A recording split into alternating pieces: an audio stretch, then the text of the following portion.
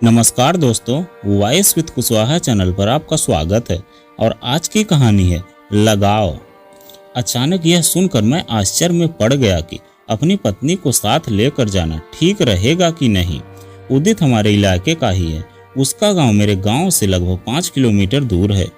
इधर कई साल से हमारा मिलना बोलना तकरीबन बंद ही था। अब मैं प्रमोशन लेकर उसके ऑफिस में उसके शहर में आ गया तो हमारे संबंध फिर से गहरे होने लगे थे। पिछले 15 सालों में हमारे बीच बात ही कुछ ऐसी हो गई थी कि हम एक दूसरे को अपना मुंह दिखाना नहीं चाहते थे। उदित और मैं 10वीं क्लास तक एक ही स्कूल में पढ़े थे। यह तो लाजमी ही था कि हमें एक ही कॉलेज में दाखिला लेना था, क्योंकि 25 मील के दायरे में वहाँ कोई दूसरा कॉलेज तो था नहीं। हम दोनों रोजाना बस से शहर जाते। उदित अघोषित रूप से हमारा रिंग लीडर था। वह हमसे भी ज्यादा दिलेर, मुंहफट और जल्दी से गले पड़ने वाला लड़का था। पढ़ाई में वह फिसड्डी था, पर शरीर हट्टा खट्टा और उसका रंग बेहद गोरा था। बचपन से मुझे कहानी कविता लिखने का चस्का लग गया था। मजे की बात यह थी कि जिस लड़की राखी के प्रति मैं आकर्षित हुआ था, उदित भी उसी पर डोरे डालने लगा था। हमारी क्लास में राखी सबसे खूबसूरत लड़की थी। हम लोग तो सारे पीरियड अटेंड करते, मगर उदित पर तो एक ही धुन सवार रहती कि किसी तरह कॉलेज से कोई लड़की मिल जाए। अपनी क्लास की राखी पर तो वह बुरी तरह फिदा था। खैर, हर वक्त पीछे पड़े रहने के चलते राखी का मन किसी तरह पिघल ही गया था। राखी उदित के साथ कैफे जाने लगी थी। इस कच्ची उम्र में एक ही ललक होती कि विपरीत लिंग से किसी तरह दोस्ती हो जाए। आशिकी के क्या माने होते हैं, इसकी समझ कहाँ होती है। उदित में यह दीवानगी हद तक थी। एक दिन लोकल अखबार में मेरी कहानी छपी। कॉलेज के इंग्लिश के लेक्चरर शर्मा सर ने हमारी क्लास के सामने मुझे खड़ा करके मेरी बहुत तारीफ की। मैं तो राखी की तरफ अपलक देख रहा था, वही राखी भी मेरी तरफ ही देख रही थी। उस समय उसकी आंखों में जो अद्भुत चमक था, वह मैं कई दिनों तक भुला नहीं पाया था। पता नहीं क्यों उस लड़की पर मेरा दिल अटक गया था, जबकि मुझे पता था कि वह मेरे दोस्त उदित के साथ कैफे जाती है। उदित सबके सामने ये किस्से बढ़ा चढ़ा कर बताता रहता था। राखी से अकेले मिलने के कई और मौके मिले थे मुझे। कॉलेज के टूर के दौरान एक थिएटर देखने का मौका मिला था हमें। चांस की बात थी कि राखी मेरे साथ वाली कुर्सी पर बैठी थी। हाल में अंधेरा था। मैंने हिम्मत करके उसका हाथ अपने हाथ में ले लिया तो बड़ी देर तक उसका हाथ मेरे हाथ में रहा। उदित से गहरी दोस्ती होने के बावजूद बरसों तक मैंने उदित से राखी के प्रति अपना प्यार छिपाए रखा। डर था कि क्या पता उदित क्या कर बैठे, कहीं कॉलेज आना छोड़ न दे। राखी के मामले में वह बहुत संजीदा था। एक दिन किसी बात पर उदित से मेरी तकरार हो गई। मैंने कहा, क्या हर वक्त मेरी राखी की रट लगाता रहता है? यूं ही तू इम्तिहान में कम नंबर लाता रहेगा तो वह किसी और के साथ चली जाएगी। उदित दहाड़ा, मेरे सिवा वह किसी और के बारे में सपने में भी नहीं सोच सकती। मैंने अनमना होकर यूं ही कह दिया, कल मैं तेरे सामने राखी के साथ इसी कैफे में टेबल पर कॉफी पीता रहूंगा। हम दोनों में शर्त लग गई। मैं रात भर सो नहीं पाया। राखी ने अगर मेरे साथ चलने से मना कर दिया तो उदित के सामने मेरी किरकिरी होगी, मेरा दिल भी टूट जाएगा। मगर मुझे राखी पर भरोसा था कि वह मेरा दिल जरूर रखेगी। दूसरे दिन राखी मुझे लाइब्रेरी से बाहर आती हुई अकेली मिल गई। मैंने हिम्मत करके उससे कहा कि आज मेरा उसे कॉफी पिलाने का मन कर रहा है। मेरे उत्साह के आगे वह मना न कर सकी। वह मेरे साथ चल दी। थोड़ी देर बाद उदित भी वहां पहुंच गया। उसका चेहरा उतरा हुआ था। खैर, कुछ दिनों बाद वह बात आई गई हो गई। राखी और मेरे बीच कुछ है या हो सकता है। उदित ने इस बारे में कभी कल्पना भी नहीं की थी और उसे कभी इस बात की भनक तक नहीं लगी। कॉलेज में छात्र यूनियन के चुनावों के दौरान खूब हुड़दंग हुआ। उदित ने चुनाव जीतने के लिए दिन रात एक कर दिया था। वह तो चुनाव रणनीति बनाने में बिजी रहा। वह जीत भी गया। चुनाव प्रचार के दौरान मुझे राखी के साथ कुछ पल गुजारने का मौका मिला। न वह अपने दिल की बात कह पाई और न ही मेरे मुंह से ऐसा कुछ निकला। दोनों सोचते रहे कि पहल कौन करे। जब कभी कहीं अकेले राखी के साथ बैठने का मौका मिलता तो हम ज्यादातर खामोश ही बैठे रहते। एक दिन तो उदित ने कह ही दिया था कि तुम दोनों गूंगों की अपनी ही कोई भाषा है। सचमुच सच्चे प्यार में चुप कर रहना ही दिल की सारी बातें करनी होती हैं। और मैं एमए की पढ़ाई करने के लिए यूनिवर्सिटी चला गया। उदित ने बीए करके घर में खेती में ध्यान देना शुरू कर दिया और साथ में नौकरी के लिए तैयारी करता रहा। मैं महीने बाद भर गांव आता तो फटाफट उदित से मिलने उसके गांव में चल देता। वह मुझे राखी की खबरें देता। उदित को जल्द ही अस्थायी तौर पर सरकारी नौकरी मिल गई। राखी भी वहीं थी। राखी के पिता को हार्ट अटैक हुआ था, इसलिए राखी को जॉब की सख्त जरूरत थी। काफी अरस हो गया था, राखी से मेरी कोई मुलाकात नहीं हुई। मौका पाकर मैं उसके कस्बे में चक्कर लगाता, उस कैफे में कई बार जाता, मगर मुझे राखी का कोई अता पता न मिलता।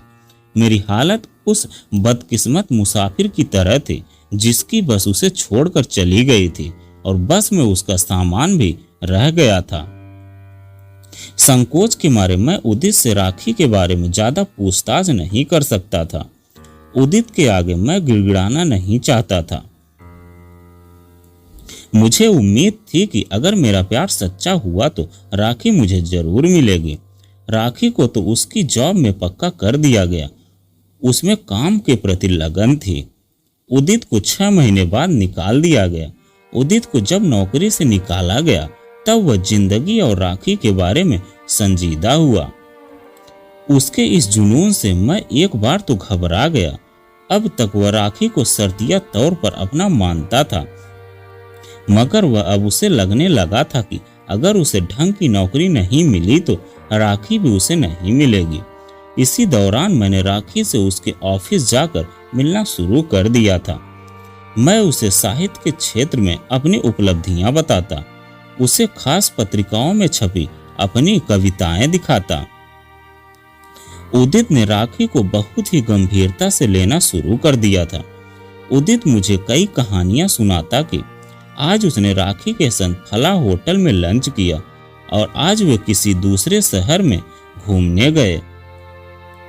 राखी के साथ अपने अतरंग पलों का बखान करके वह मजे लेकर करता।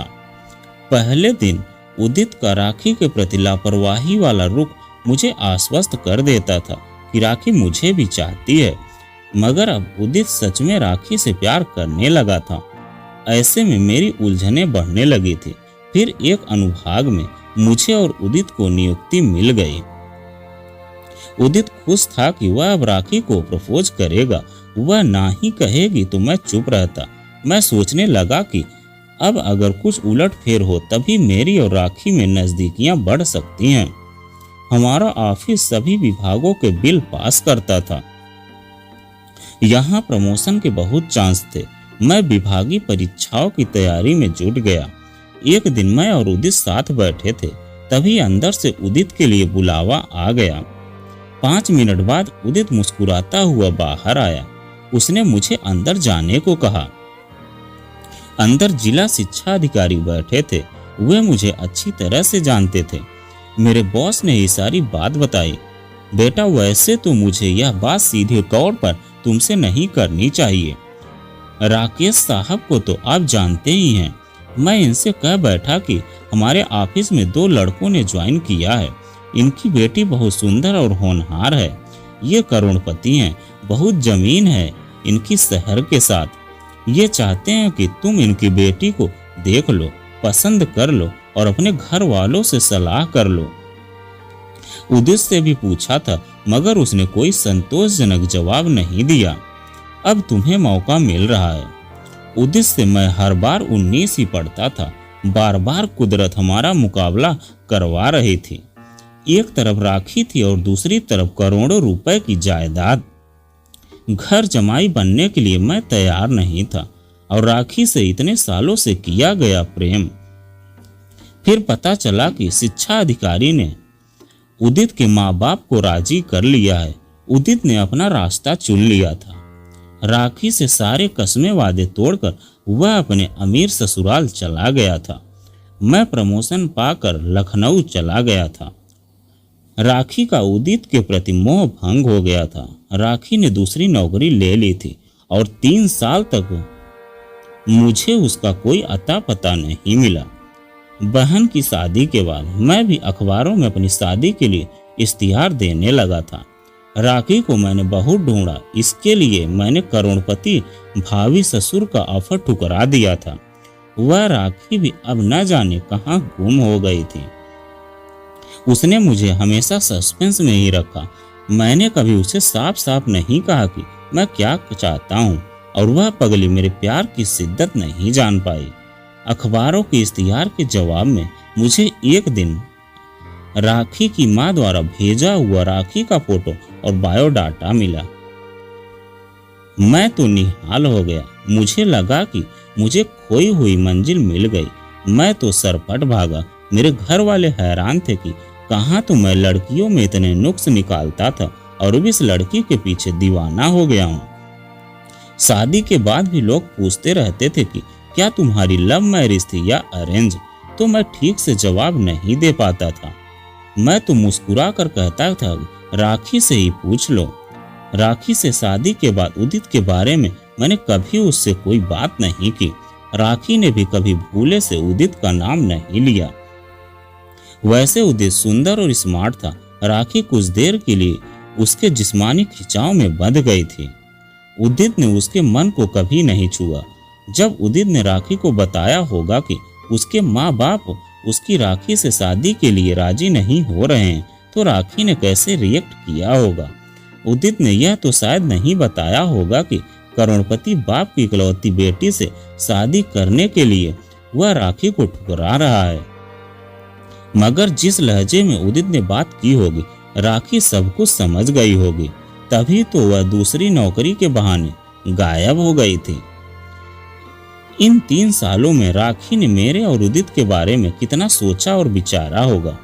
उदित से हर लिहाज में मैं पहले रैंक पर रहा, मगर सुंदरता में वह मुझसे आगे था।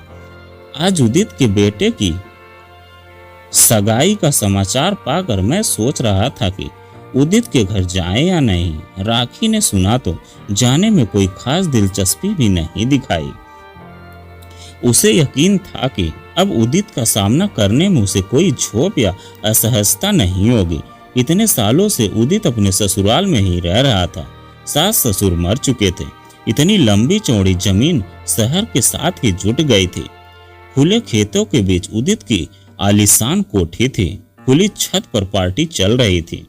उदित ने राखी को देखकर भी अनदेखा कर दिया। एक औपचारिक सी नमस्ते हुई। अब मैं उदित का बॉस था। उदित के बेटे और होने वाली बहू को पूरे ऑफिस की तरफ से उपहार मैंने राखी के हाथों ही दिलवाया। पहली बार उदित ने हमें हैरानी से देखा था जब मैं और राखी उसके घर के बाहर कार से साथ साथ उतरे थे। वह समझ गया था कि हम मियाँ बीबी हैं।